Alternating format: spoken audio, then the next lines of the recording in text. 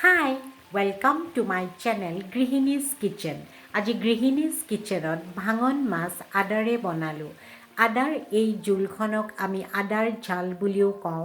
ঠাণ্ডাৰ দিনত বেছিভাগ সময়ে আমি এনেকৈ আদাৰ জাল বনাই খাওঁ। এইবোৰ কাহ চৰ্দি হৈ থাকিলেও এই আঞ্জাখন খুব ভাল হয়। সেইকাৰণে ভাবিলোঁ আজি ভাঙন মাছেৰে আদাৰ জাল বনাওঁ। ভাঙন মাছেৰে আদাৰ জাল বনাবলৈ মই ভাঙন মাছ লৈছোঁ। আপোনালোকে সৰু ডাঙৰ যিকোনো মাছ ল'ব পাৰে। পিঁয়াজ 2টা কুটি লৈছোঁ, নহৰু, জিৰা গুড়ি 1 চামুচ আৰু জলকীয়া আৰু আদা লৈছোঁ 6-7 চামুচমান এনেকৈ মই পিচি লৈছোঁ। এতিয়া মই এখন টাৱা বহাই দিছোঁ আৰু ইয়াতে মই মাছ কেইপিচ ভাজি ল'ম। মাছ কেইপিচ মই এনেকৈ নিমখ হালধি সানি লৈছোঁ। মই ইয়াতে ডাঙৰ ভাঙন মাছ লৈছোঁ। আপোনালোকে সৰু ডাঙৰ যিকোনো নিজৰ সুবিধামতে মাছ ল'ব। মাছখিনি ভজাৰ আগতে এনেকৈ নিমখ হালধি ভালকৈ সানি ল'ব। আৰু এতিয়া তেল মই দিম। এইখন পেনখন মোৰ গৰম হৈছে। গৰম হোৱাৰ লগে লগে মই মিঠাতেল দিছোঁ।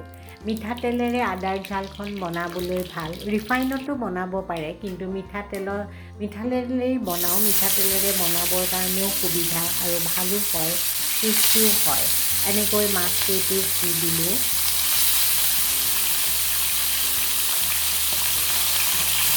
মই 4টা মাছেৰে বনাম। এই মাছ কেইপিচ এবাৰতে মই ভাজি লৈছোঁ এনেকৈ।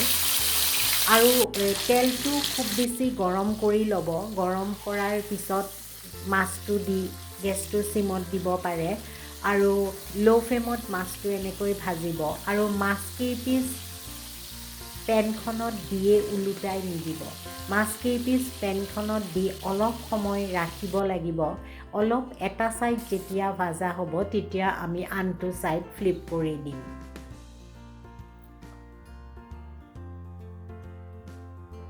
এয়া মোৰ মাছ ভাজা হৈ গ'ল। এতিয়া এইকেইপিচ মই উঠাই থৈ দিওঁ। এনেকৈ মাছ কেইপিচ ৰঙচুৱাকৈ ভাজি ল'ব। আদাৰ ঝাল বনাবলৈ আমি এনেকৈ ৰঙচুৱাকৈ ভাজি ল'ম মাছ কেইপিচ। এতিয়া মই মাছ ভাজিৰ তেলখিনিতেই নহৰু দি দিছোঁ। নহৰু কেইকোহমান এনেকৈ দিব আৰু কেঁচা জলকীয়া ফালি পেলাই দিছোঁ। এইখিনি মই এতিয়া অকণমান ভাজি ল'ম। এইখিনি এনেকৈ অকণমান ভাজি লৈ এয়া মাছ কেইপিচ চাওকচোন ধুনীয়াকৈ ভাজিছোঁ। মাছ কেইপিচ কেতিয়াবা কিন্তু কিছুমানৰ লাগি ধৰে। এইকাৰণেই লাগি ধৰে যে তেলটো ভালকৈ গৰম নহয়। তেলটো আগতে ভালকৈ গৰম কৰি ল'ব, তাৰপিছত মাছ ভাজিব। কেতিয়াও মাছ কেৰাহী বা এনেকুৱা যিহতে ভাজে লাগি নধৰে। এতিয়া মই নহৰু আৰু জলকীয়া ভাজি হোৱাৰ পিছত মই পিঁয়াজখিনি ভাজি ল'লোঁ আৰু পিঁয়াজখিনি অকণমান গল্ডেন ব্ৰাউন হোৱাৰ লগে লগে এয়া মই আদাৰ পেষ্টটো দি দিছোঁ। ইয়াতে 6-7 চামুচমান মই জিঞ্জাৰ পেষ্ট লৈছোঁ। এতিয়া এইখিনি ভালকৈ ভাজি লৈ ইয়াতে আমি হালধি আৰু জিৰা গুড়ি দি দিম। এইখিনি অকণমান ভালকৈ ভাজিব লাগিব। আদাখিনি পিঁয়াজ আৰু নহৰুৰ লগত মিক্স হৈ যাব লাগিব। ভালকৈ মিক্স কৰি ভাজি এতিয়া ইয়াতে এচামুচ হালধি পাউডাৰ দিম। এয়া হালধি এচামুচ দিলোঁ। হালধি দিয়াৰ পিছত কেৱল জিৰা গুড়ি এচামুচ দিলেই হৈ গ'ল। ইয়াতে আৰু বেলেগ মছলাৰ দৰকাৰেই নাই। এনেকৈ হালধি আৰু জিৰা দি এইখিনি আকৌ অকণমান ভালকৈ ভাজি ইয়াত আমি পানী দি দিম। এয়া ভাজা হৈ গ'ল। এতিয়া ইয়াতে মই গৰম পানী দি দিছোঁ। পানী আপোনালোকে নিজৰ সুবিধামতে দিব। গ্ৰেভিটো যদি আপোনালোকে অলপ ঠিক বিচাৰে তেতিয়াহ'লে পানী কমকৈ দিব, আৰু যদি অকণমান পনীয়া কৰি ৰাখিব বিচাৰে তেতিয়াহ'লে অকণমান পানী বেছি দিব। সেইটোৱেই কথা। এতিয়া পানীখিনি মই 1 উতল আহিবলৈ দিম। মই অকণমান সময় ঢাকন মাৰি থৈছোঁ। 1 উতল আহিব লাগিব।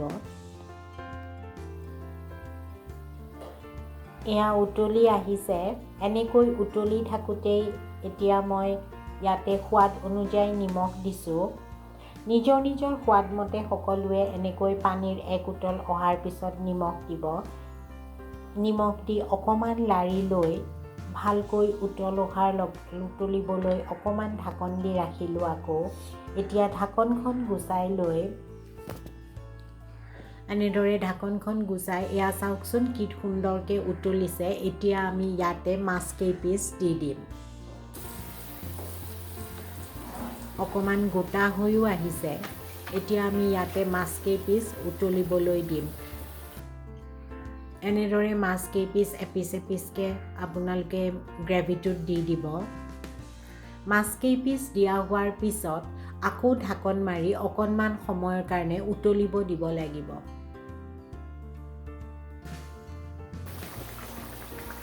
এই আঞ্জাখন খাবলৈ খুব বেছি টেষ্টি হয়।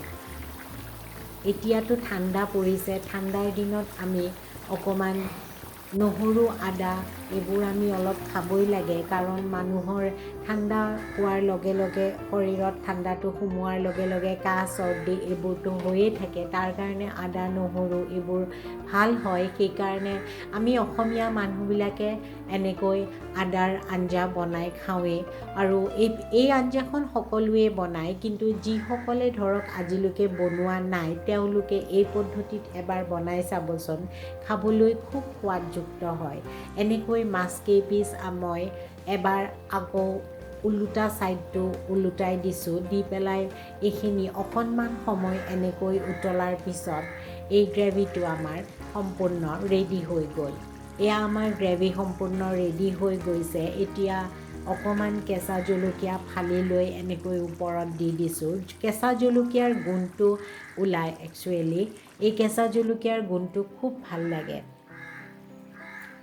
এই আঞ্জাখন ৰেডি হৈ গ'ল। মই গেছটো অফ কৰি দিলোঁ।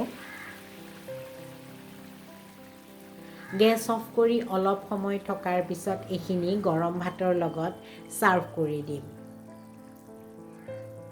আদাৰ এই জালটো আমি গৰম ভাতৰ লগত খাবলৈয়ে খুব ভাল হয়।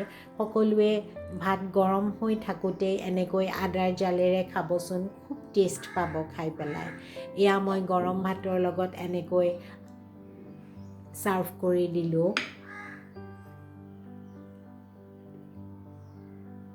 আপোনালোকে সকলোৱে নিজৰ নিজৰ ঘৰত এনেদৰে বনাবচোন। ভিডিঅ'টো চাই যদি ভাল পালে তেনেহ'লে চেনেলটো লাইক, শ্বেয়াৰ আৰু ছাবস্ক্ৰাইব কৰি দিব।